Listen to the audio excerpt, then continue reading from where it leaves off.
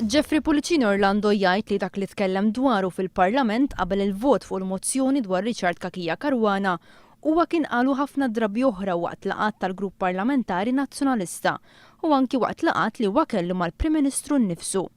Pullicino Orlando jgħid li huwa mela ċara li Kienu Caruana m'għandu ebda rispett lejn il-membri parlamentari eletti mill-poplu.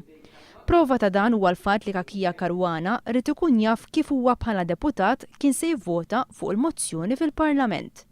Pullicino Orlando jiddeskrivi din-l-attitudni ta' Kienu Caruana bħala arroganti. Fil-waqt li jgħid li matul din il-leġizlatura ħafna affarijiet ta' natura serja kienu decizi minn wara dar il-grupp parlamentari Nazzjonalista, Pullicino Orlando iżid li dwar il-vot fil-Parlament fuq il-mozzjoni dwar Kienu Caruana, l-Prim Ministru u lanqas il-wip tal-grupp parlamentari Nazzjonalista ma staqsewh b'mod dirett kif kien se jivvota.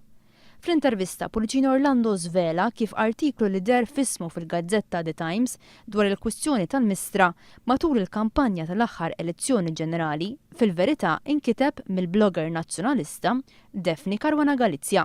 Pullicino Orlando jgħid li matul il-kampanja elettorali huwa kien ittieħed għand Caruana Galizia minn Gordon Pisani, illum il-kellim uffiċjali tal-Prim Ministru, u wara taħdita li kellu magħha hija kitbet artiklu dwar il-kwistjoni tal-Mistra li iżda meta kien ippubblikat der f'ismu. Dwar l-elezzjoni ġenerali li jmiss, Pullicino Orlando mhux biss reġa' qal li mhux se jkun kandidat nazzjonalista, iżda żied li qed jippjana li lanqas biss imur jivvota.